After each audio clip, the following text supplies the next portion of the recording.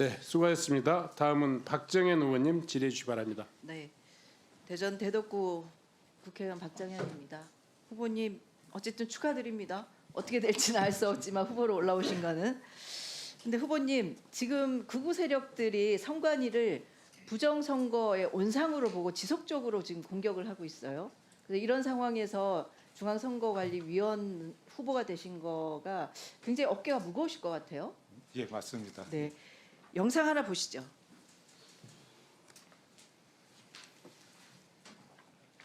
이 저기가 안 나오네요. 잠깐만 스톱 시켜주세요. 예. 소리가 안 나오는데요. 소리를. 공수처 선관위 헌법재판소 불법과 허용을 제기하고 있습니다. 이 모두 대거 무시가 됩니다. 처부수자. 네, 불법을 자행하는 선관위를 처부수자고 얘기하시는 분이 지금 국민의힘 현역 의원이세요. 네, 한숨밖에 좀 안 나오는데요. 중앙선거관리위원 후보자로서 선관위 까부셔야 된다 하는 저 발언에 대해서 어떻게 생각하시나요? 적절하지 않은 발언이라고 생각을 하고 있습니다. 저는 이런 발언들이 결국은 내란 사태를 지속시키는 거라고 보여지거든요. 지금 온 국민들은 내란 상황이 빨리 종식되기를 원하지 않습니까? 저는 그렇게 생각하는데 후보께서는 어떻게 생각하세요? 저도 거기에 동의합니다. 네, 이 발언들은 더 이상 하면 안 되겠죠, 그죠? 예, 더군다나 그렇습니다. 국회의원으로서 헌법기관을 까부수자라고 얘기하는 게 말이 안 되지 않습니까? 그렇게 생각하시죠? 예, 그렇습니다. 네, 본격적으로 질문하겠습니다. 후보님, 영국 시사주간지 이코노미스트가 있어요. 거기 산하기관에 이코노미스트 인텔리전스 유닛이라고 있습니다. 거기서 매년 민주주의 지수를 발표를 해요. 혹시 아시나요? 처음 저건 네, 처음 네, 봤습니다. 제가 알려드리겠습니다. 이 5가지 지표로 점수를 매기는데요. PPT 보시면 2022년도에 24등, 2023년도 22등, 그리고 2024년도에 32등으로 전체 167개국 중에 그 32등으로 10단계나 지금 떨어졌거든요. 그래서 원래 이 점수가 8점 이상이면 완전한 민주주의 국가로 평가가 되고 있는데 실제 올해는 7.75점으로 결함이 있는 민주주의 국가로 내려갔습니다. 결국은 윤석열 정부 들어서 지속적으로 민주주의 지수가 하락하고 있다고 보여지거든요. 특히 정치 문화 부분을 보시면 이 정치 문화가 민주주의에 대한 사회적 합의를 평가하는 항목인데 보시면 7.5에서 5.63까지 내려갔습니다. 굉장히 심각한 상황이라고 보여지죠. 그렇죠? 예. 네. 다음 PPT 봐주세요. 근데 재밌는 게요. 이 지표 중에 선거 과정과 다원주의라는 지표가 있는데 전체 순위가 24등, 22등, 32등으로 내려가도 이 지표 부분만은 점수가 9.58로 굉장히 높은 점수를 기록하고 있습니다. 이 지표는 선거가 자유롭고 공정한지 평화로운 선거가 이루어지는지 선거에 따른 권력 이양이 질서 있게 이루어지는지를 점수로 환산한 건데요.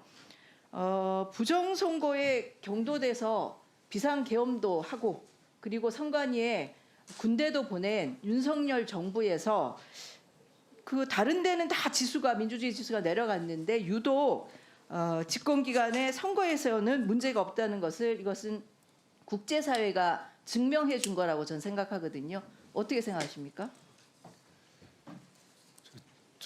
뭐 수치가 어느 정도 위치에 있는지는 제가 지금 잘 알 수는 8점 없는데 이상이면 굉장히 좋은 그렇습니까? 점수고요. 10점 만점이니까 9.58이면 굉장히 높은 점수죠. 그래서 저렇게 수치가 나왔다면 그 수치가 갖는 의미 그대로 받아들이는 게 맞다고 그리고 선거 생각합니다. 과정에 특별한 문제가 예, 없다는 없다고 것을 그렇습니다. 국제사회가 인정해 준 거죠. 예. 근데도 부정선거 주장하는 사람들이 없어지지가 않아요. 특히 그 여러 가지 얘기를 하는데 선거 과정에서 투표지 분류기 해킹 의혹을 제기하는 분들이 있습니다. 저는 이 제기는 은행에서 사용하는 지폐 개수기 있지 않습니까? 집회 개수기를 해킹할 수 있다는 말과 똑같다라고 느껴지거든요. 이게 너무 황당하지 않습니까? 저도 그 언론 보도나 그걸 통해서 들은 거로는 그 외부와 연결돼 있지 않기 때문에 네. 단순히 그 계산하는 기계에 그러니까 숫자 계산하는 기계에 불과하다 그렇게 알고 있습니다. 그렇죠. 21대 총선에서 126건의 부정선거 관련 소송이 있었어요. 판결이 어떻게 났는지 아시죠?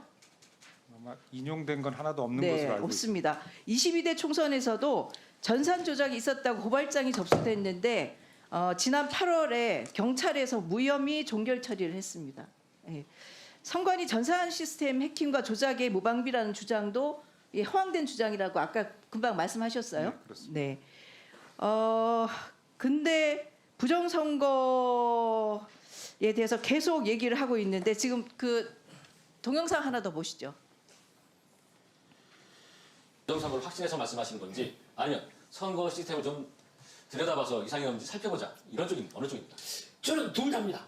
첫 번째 뭐냐면 그 선관위가 저도 처음에는 음모론이라고 했거든요. 부정선거에 대해서. 근데 보니까 첫 번째는 인사 비리가 1,200건이 넘었고 그다음에 투표한 부실 관리 그리고 그 서버에 대한 부실 해킹 위험 가능성 높음 이런 것을 보면서 야 이거 문제 덩어리다.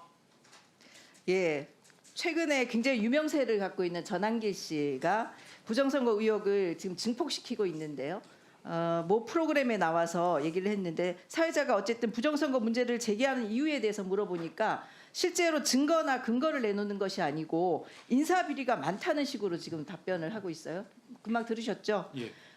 그래서 지금 부정선거 음모론자들은 한 건도 제대로 된 부정선거 증거를 내놓고 있지 못합니다.